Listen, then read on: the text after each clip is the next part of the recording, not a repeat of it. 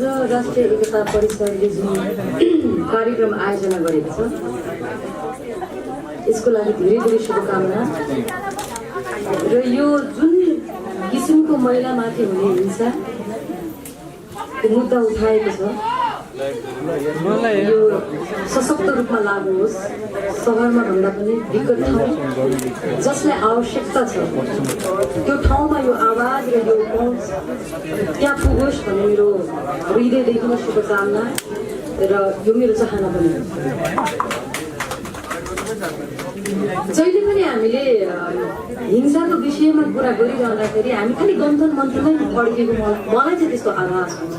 आजभन्दा 15 वर्ष अगाडिदेखि नै हिंसारहित समाज, हिंसारहित इन्डस्ट्री, चाहे कुनै पनि इन्डस्ट्री होस्, चाहे त्यो फिल्म इन्डस्ट्री होस्, चाहे अन्य इन्डस्ट्रिजहरू होस्, यसको पक्षमा सधैँ म उभिएको एउटा पात्र हुँ।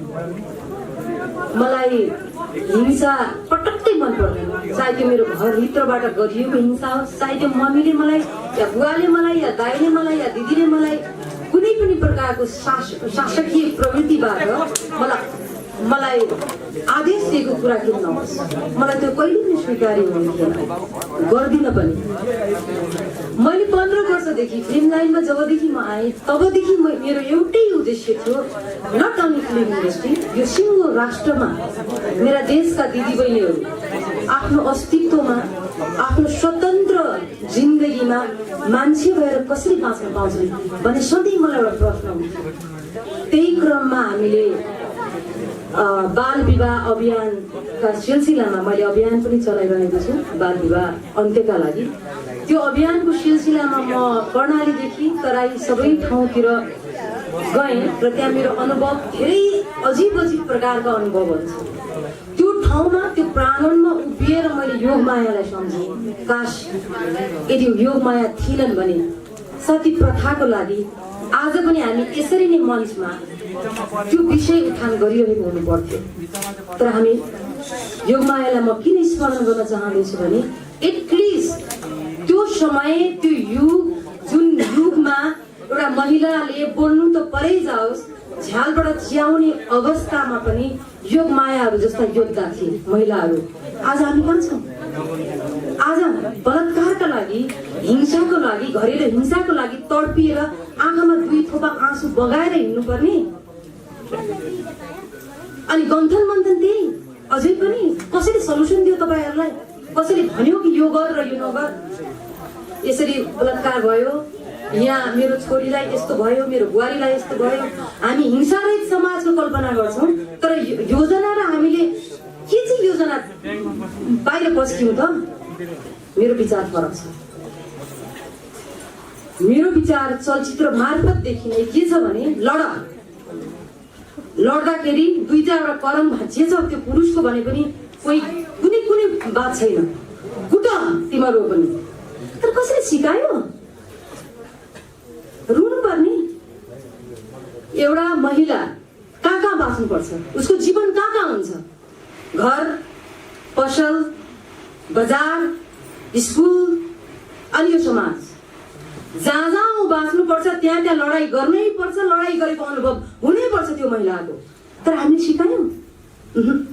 नबोल, संस्कारी बन, सहाएर बस र नैतिकताको पाठ पढायौँ।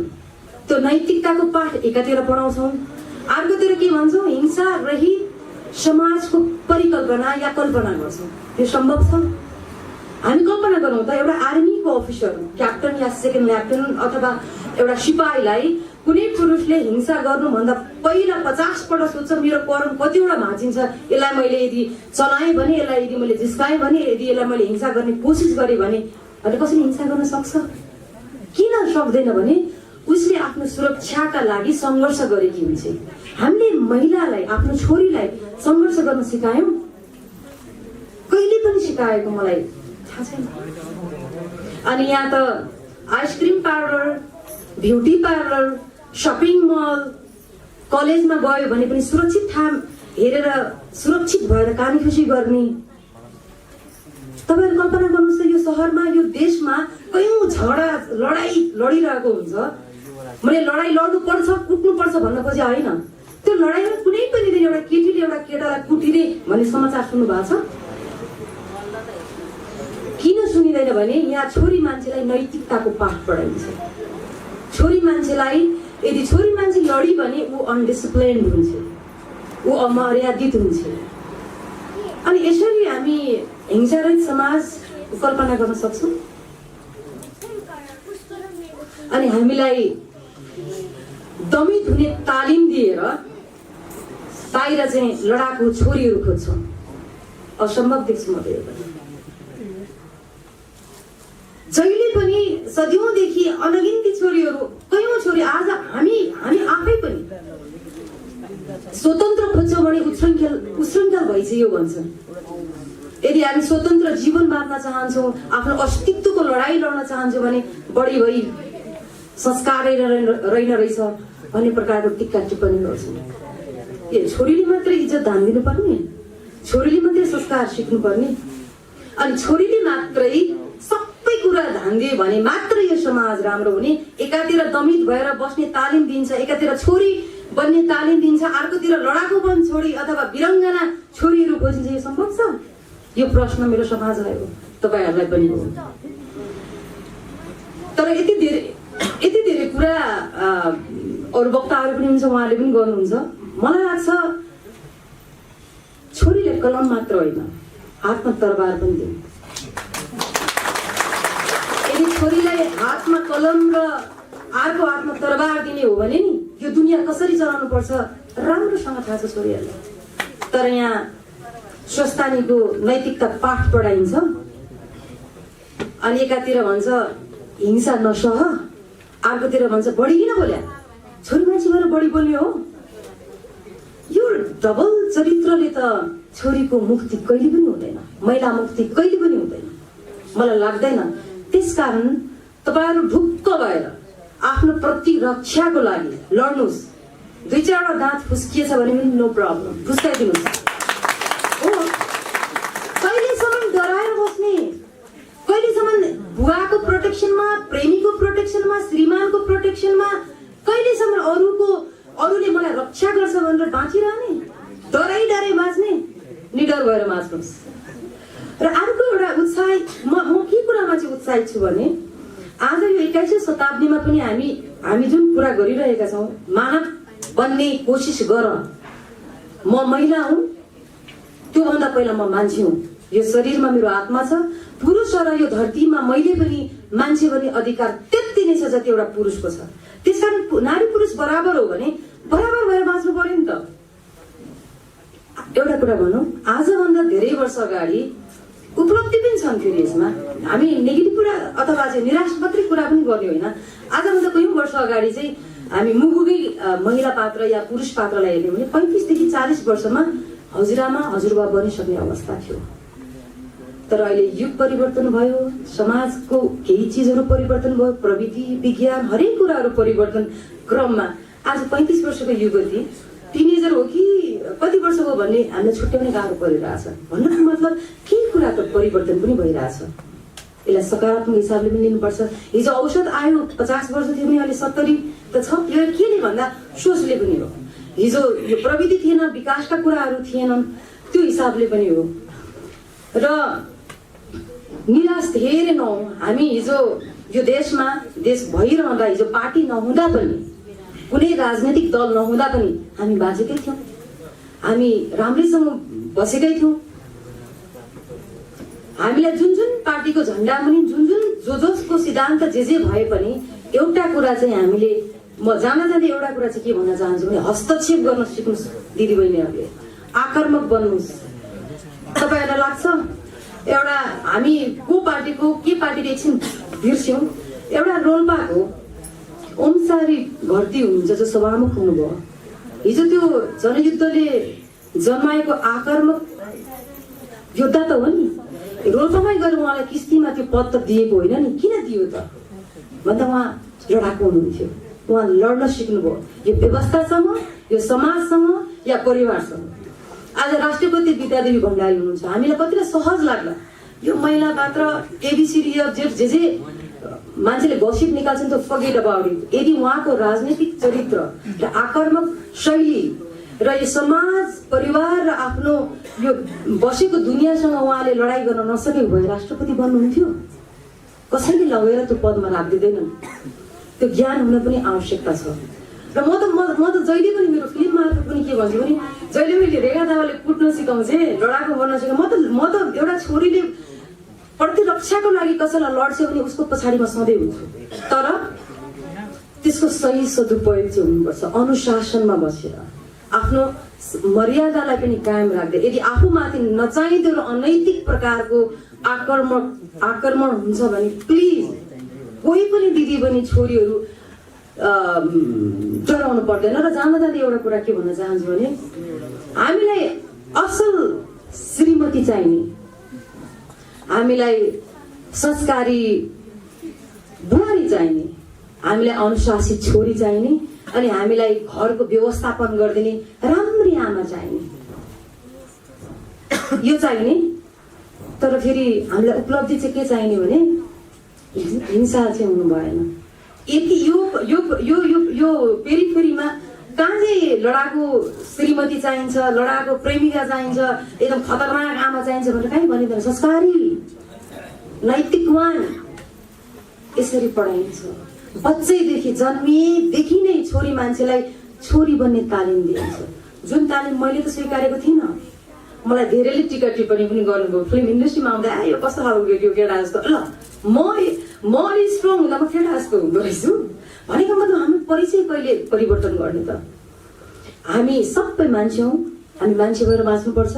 हामीलाई यदि यो समाजमा तपाईँको छोरी यहाँ स्टेजमा बस्नुहुने कतिको छोरी होलान्, बहिनी होलान्, तपाईँले कहिले आफ्नो छोरी बहिनीलाई लड्न सिकाउनु भएको छ?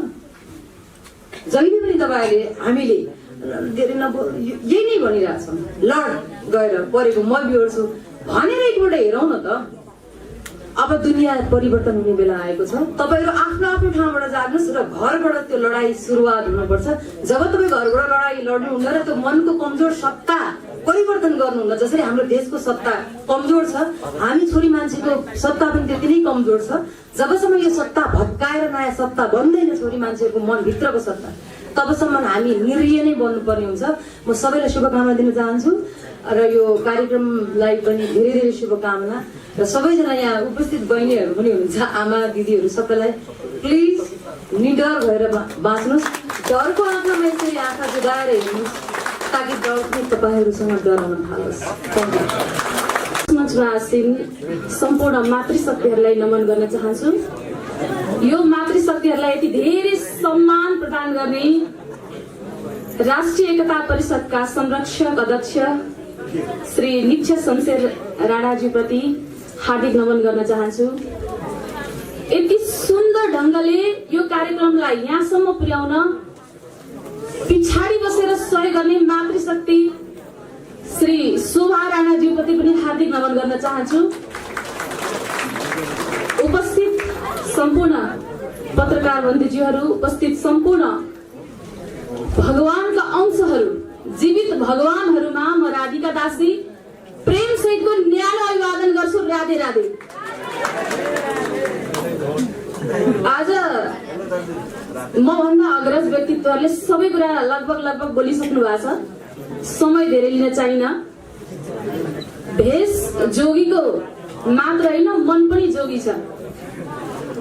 मायाघर नेपालमा म थोरै जोड्न चाहे। मायाघर नेपालमा हिंसा पीडित महिलाहरूलाई अहिलेसम्म 1200 भन्दा बढीलाई हामीले उद्धार गरिसकेका छौँ। आज जुन बालिकाको घटना सुन्दा मेरो आँखाबाट अश्रु प्रभाव भयो। यी त म्यागजिनमा पत्रिकामा आएका घटनाहरू हुन्, यी भन्दा बाहेक हजारौं घटनाहरू छन् जुन बाहिर निस्किएका छैनन्। डरले हाम्रो धर्मले भन्छ नि, न्याय सहनु पनि पाप हो। न्याय गर्नु मात्र होइन, न्याय सहनु पनि पाप हो। र त्यो पाप सहेर त्यसलाई हटाएर सत्यलाई बाहिर निकाल्नु पक्कै पर्छ। आज एउटा घटना याद आयो मायाघरमा। बोल्नै नसक्ने महिला जो 76 पटक बलात्कारको केसमा परेकी रहेछन्। तब मायाघरले लडेर उनलाई न्याय दिन सफल भएको थियो। आज एउटा ज्वलन्त उदाहरण सानोबाट जुन एकता परिषदले सुरुवात गर्नुभएको छ, यो नेपाल व्यापी रूपमा सफलता रहोस् भन्ने हार्दिक शुभकामना व्यक्त गर्न चाहन्छु। उपस्थित मातृशक्तिज्यूहरूले जुन भन्नुभएको छ आत्मविश्वास बढाऊ, आफूले आफूलाई आफै अङ्गरक्षक बनाऊ भन्ने जुन भर्खर मात्र हाम्रो अभिनेत्रीज्यूले भन्नुभयो, हामीले पनि माया घरमा जति पनि महिला हिंसामा आएकाहरूलाई आत्मरक्षा तालिम प्रदान गर्छौं ताकि आफूले आफूलाई नै त्यो लड्न सक्ने क्षमताको विकास गर्नुपर्छ। पुरुष मात्र हाम्रो अङ्गरक्षक होइन कि हामी भित्र पनि त्यो साहस छ।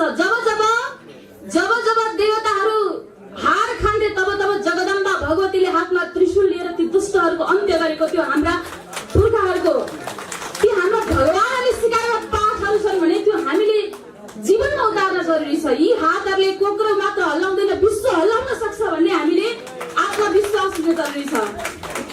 मातृशक्ति, आमामा त्यो शक्ति हुन्छ। एउटा सन्तान जन्माउँदा 39 वटा हड्डी भाँचिएको दर्द हुन्छ भने हजुरहरूले यो समाजले दिएको त्यो जुन हिंसा छ त्यो सहनु, त्यसको दोबर हड्डी बराबर आफूले आफूलाई दर्द दिनु हो। त्यही भएर आफूले आफूलाई अगाडि निकाल्नुहोस्। र आज एकता परिषदको जुन पहिलो सुरुवात छ, यो सुरुवात यति धेरै बढेर जाओस्, जुन भोलिको दिनमा जहाँ जहाँ हिंसाका ती कथाहरू, ती घटनाहरू निस्किन्छन्, फोन कल एकता परिषदलाई आउनुपर्छ। र माया घर नेपाल, अघि एउटा हाम्रो पत्रकारजीले भन्दै सुन्थ्यो, माया घर नेपालले त्यस्ता स्त्रीहरूलाई पनि राख्छ जुन चाहिँ हजुरलाई हिंसा परेर समाजमा बस्नै नसक्ने अवस्था भएका स्त्रीहरू पनि छन् र तिनीहरूलाई सिप सिकाएर आत्मरक्षा तालिम प्रदान गरेर फेरि यो समाजमा आएर आफूले आफूलाई कमाएर दक्ष बनाएका स्त्रीहरू पनि हामीसँग 25 जना हुनुहुन्छ। र ती व्यक्तिहरू यो कार्यक्रम अगाडि बढिरहोस्। हजुरलाई जति बेला आवश्यकता पर्छ माया घर हजुरहरूको साथमा रहनेछ भन्ने प्रतिबद्धता गर्दै धेरै समय नलिकन म राधिका दासीको बिदा हुन चाहन्छु। जय होस्, सत्य मात्र बोलो। हाम्रो कस्तो समाज रहेछ। 5 वर्षको नानीलाई रेप हुँदा हामी चुप्प लागेर बस्ने।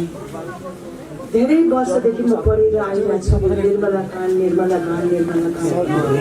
यसको निष्कर्ष केही निस्केको छैन। आज 5 वर्षको पीडित बालिकाको बुवालाई भेट्ने। हामी कस्तो मनुष्य छौँ, हामी कस्तो समाजमा बसिरहेछौँ। यस्तो बेलामा हामीलाई चुप लाग्न सुहाउँछ।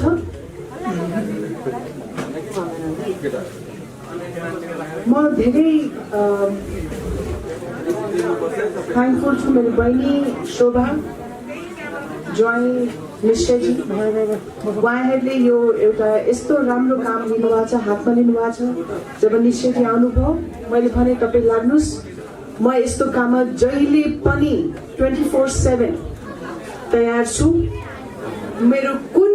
मैले के गर्दाखेरि सहयोग हुन्छ, मैले के गर्दाखेरि म सहयोग गर्न सक्छु, किनभने म चुप लागेर बस्न सक्दिनँ। यस्तो कुराहरू पढ्दा सुन्दा मेरो असाध्यै म चुप लागेर बस्न सक्दैन। यो असाध्यै पीडा हुने कुरा।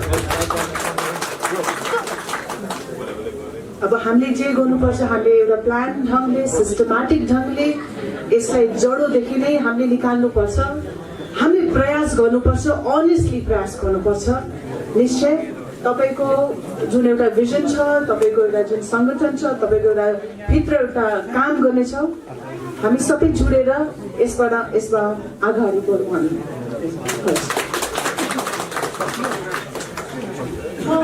एउटा अरू कुरा राख्न चाहन्छु। यो सानी बच्चीको अब त ऊ आफ्नो समाज, आफ्नो घर परिवारमा उसलाई धेरै अप्ठ्यारो होला।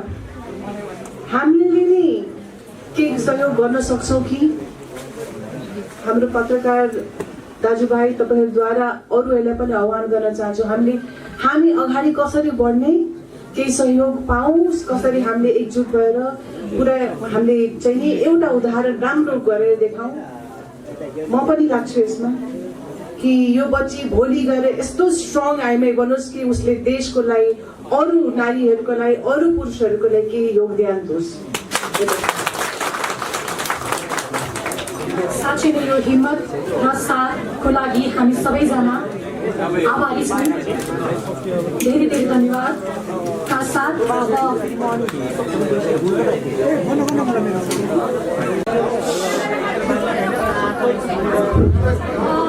जति पनि पत्रकार साथीहरू हुनुहुन्छ पछाडि एकदमै छेकिएर हल्ला पनि भइरहेछ।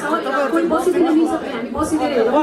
यो मुद्दा सबैजनाको, विशेष गरी नेपाली दिदीबहिनी चेलीहरू वृद्धहरू हुनुहुन्छ, सबैजना पछाडि हुनुहुन्छ। उहाँहरूले पनि देख्नको लागि समस्या भइरहेको हुँदा तपाईँहरूले अलिकति आफ्नो स्थानलाई म्यानेज गरेर बसिदिनुहोस् र हामी हल्ला नगरौँ, सल्लाह गर्ने काम गरौँ। त्यसले गर्दाखेरि धेरै साथ र हिम्मतका साथ उहाँ बोल्दै हुनुहुन्छ। उहाँको केही कुराहरू तपाईँहरूले सुनिदिनुहोस्।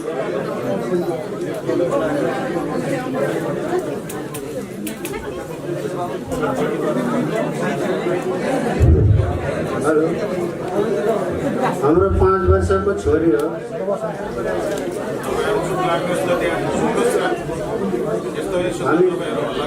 हामी कोटियामा भन्ने किलो तमाकेर हो बस्ने ठाउँ, अनि रूपन्देही जिल्ला। हाम्रो 4वटा छोरी छन्। बाउ छौँ, म एउटै हो। बुढी छ, 5 जना छन्। कमाउने म एक्लै हो। अनि हाम्रो साइली छोरीले बलात्कार केसमा आज दुर्घटना भयो। 1 गतेको कुरा हो यो। लगभग 5 बजेको कुरा हो। 5 बजे गएको थियो पसलमा छोरीले। अनि पसल फर्कँदाखेरि अनि फेरि हामी त्यसको मामाहरू त्यहाँ परि बस्नुहुन्छ, हाम्रो घरवारी छ। अनि फेरि खोज्दाखेरि गए, बकाला दोकानमा गयो। अनि दोकानबाट फर्केर आएन। हामी सबै खोज्नलाई चिन्ता भयो। अनि कसरी के भयो भनेर फोन गरियो। अनि फोनमा पनि छैन, उता खोज्न मान्छे पठायो, मान्छे पनि भेटिएन। अनि हाम्रो साडु दाई हाम्रो घरको छेउमा घर हुनुहुन्छ, ठुलो साडुको छोरा त्यो दिपेन्द्र भन्ने, उसले देखेरहेछ। अनि फेरि मौसा भने फेरि उसले देखेर मलाई पनि भनेन, आएर चुप्प लागेर आफ्नो घरमा बस्यो। अनि फेरि हामी बुढाबुढी छाँटी काट्दै थियौँ भैँसीलाई। अनि छाँटी काटेर यसो भयो, छोरी फर्केन, दोकानमा गएको सामान लिन बजेको। त्यहाँदेखि फेरि हामी खोज्न थाल्यो। गरौँ बुढाबुढी, हामी त्यो दाइको साडुको छोरा आयो।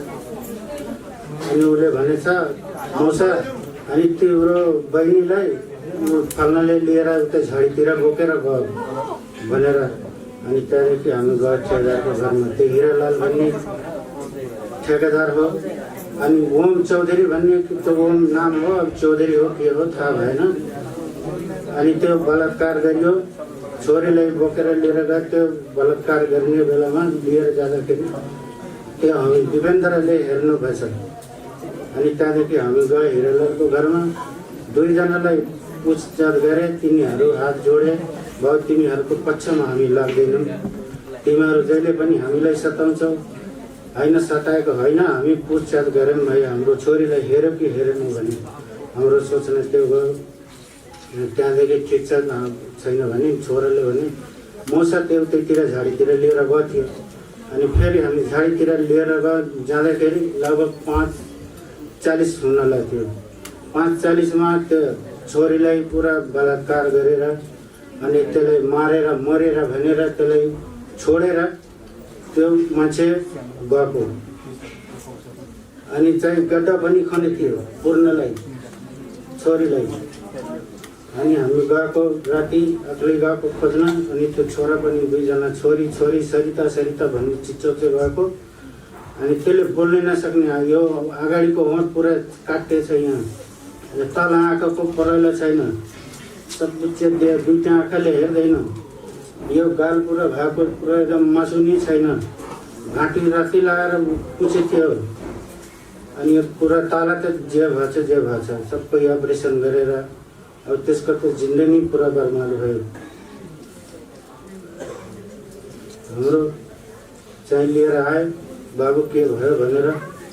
यो फल्ना ओम चौधरी भन्ने केटाले मसित गलत काम गर्यो भनेर यस्तो भयो बाबा। अनि भन्दै म काँखामा लिएर त्यही पुलनिर बसेको। मलाई त त्यो बेलामा त पुरा बेहोस भयो। म साथीभाइहरू आए, गाडी साडी बाँधेर हामी गयौँ वहाँ भैरवा के भन्ने मेडिकल कलेजमा जाँदाखेरि त्यहाँ भर्ना लिएन। फेरि हामी आयौँ वहाँ लुम्बिनी बुटल हस्पिटलमा, वहाँदेखि फेरि पट्टी मलान सलान गरेर फेरि 9 बजे 10 बजेतिर पुलिस केस यताउता गरेर गाडी हस्पिटलमा एम्बुलेन्समा यहाँ काठमाडौँ आयौँ। अहिले यहाँ बसेछन् टिचिङ हस्पिटलमा। आज 12 दिन भयो। अहिले छोरीले बोल्दैछ, आँखाले एउटाले हेर्दैन।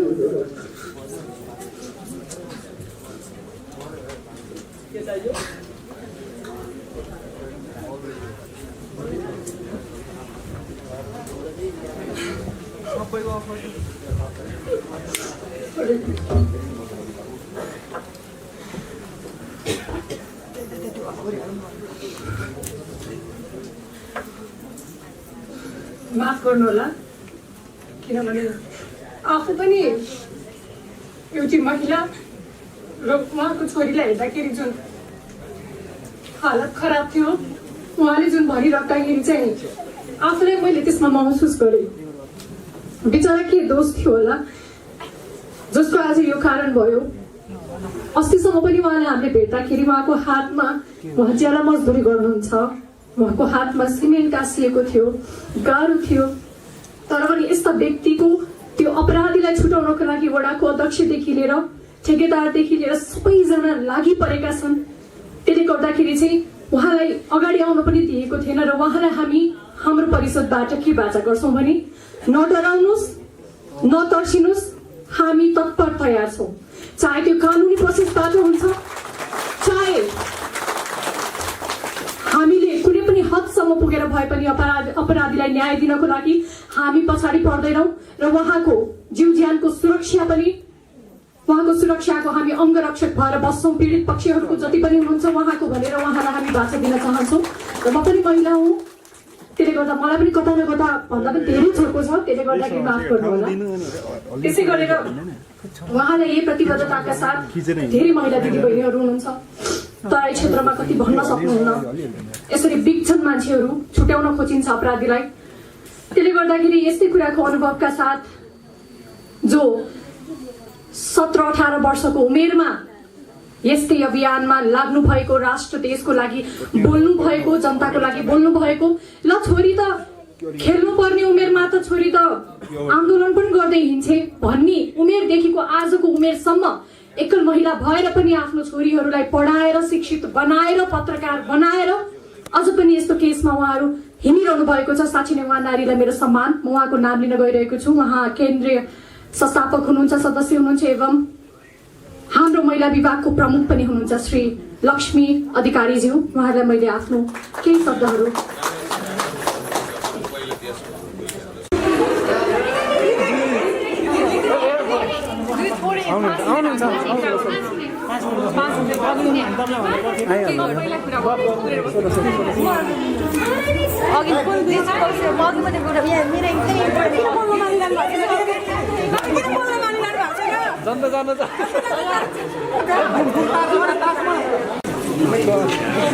प्लिज भिडभाड नगर्नु त, प्लिज भिडभाड नगर्नु त, भिडभाड नगर्नु त प्लिज। एक्सक्युज मी महिला हिंसाको बारेमा हजुरले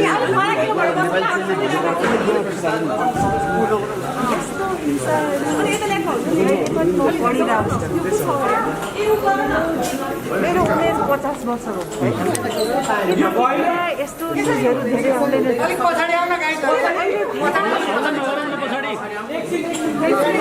समाजमा आइरहेछ, कस्तो समाज बनिरहेछ, हामी कस्तो समाजमा बाँचिरहेछौँ र हाम्रो के दायित्व, हाम्रो के रेस्पोन्सिबिलिटी हो कि हामीले चुप लागेर बस्ने, सहेर बस्ने।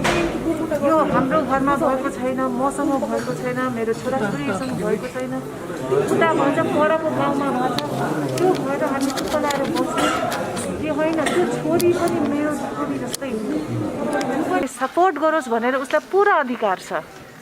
खै त कति मैले त्यो निर्मला हत्याकाण्डको कुरा सुन्दा सुन्दा सुन्दा कति कराउँछन् त केही हुँदैन। अब हामीले के ठानेछौँ भने जब निश्चयजी आउनुभयो के ठानेछौँ भने अपराधीलाई दण्डित गर्नुपर्छ र दण्डित गर्नको लागि हामी सबैले लाग्नुपर्छ र त्यस्तो भिक्टिम वनरेबल भिक्टिम यस्तो सानी 5 वर्षको नानीलाई हामीले कसरी जोगाउनुपर्छ, कसरी सपोर्ट गर्नुपर्छ, कसरी उसको आत्मबल आत्मसम्मान फेरि उसलाई पाउनुपर्छ, हामीले यो सोच्नुपर्ने बेला आइसकेको छ र हामीले केही अब चाहिँ नि एक्सनको बेला आएको छ। हामीले केही गर्नुपर्छ यो सोसाइटीमा, आफ्नो पनि केही दायित्व हुन्छ, खालि अरूले मात्रै होइन हामीले पनि केही गर्नुपर्छ भन्ने मलाई लाग्छ। हजुर आफू पनि महिला भएकोले कहिले हिंसा परेको कहिले याद आउँछ? हरेक महिलालाई कहिले न कहिले हिंसात्मक हुन्छ। केटाकेटीदेखि लिएर बाटोमा, फेरि आफ्नो प्रोफेसनमा, फेरि कहाँ कहिले कहीँ यहाँ फिजिकली मात्र हुँदैन, मानसिक रूपले पनि हुन्छ, आँखाले पनि नराम्रो किसिमले देखिन्छ, त्यो पनि आपत्तिजनक हुन्छ। धेरै किसिमले हामीहरू महिलाहरू गुज्रेको हुन्छौँ। त्यो कहिलेसम्म हामी सहन सक्छौँ, तर त्यो सानी नानी 5 वर्षको नानीलाई त्यस्तो गर्दा त हामीले चुप लाग्नु हुँदैन। हजुरको आँखाबाट आँसु आयो नि अघि? हजुर तपाईँको आएन? तपाईँको आएन? हामी सबैको आयो। यो पछिल्लो पटक अब यो अपराधी जसरी बलात्कारीलाई फाँसीको सजाय हुनुपर्छ भन्ने कुरा आवाज उठिराखेको छ, तपाईँ यसमा सहमत हुनुहुन्छ? अब यो सब कुराहरू कानुनी डिस्कसन हो, मलाई थाहा छैन, तर मलाई यति थाहा छ कि हाम्रो कानुन छ त कानुनलाई हामीले लागू गर्नुपर्छ।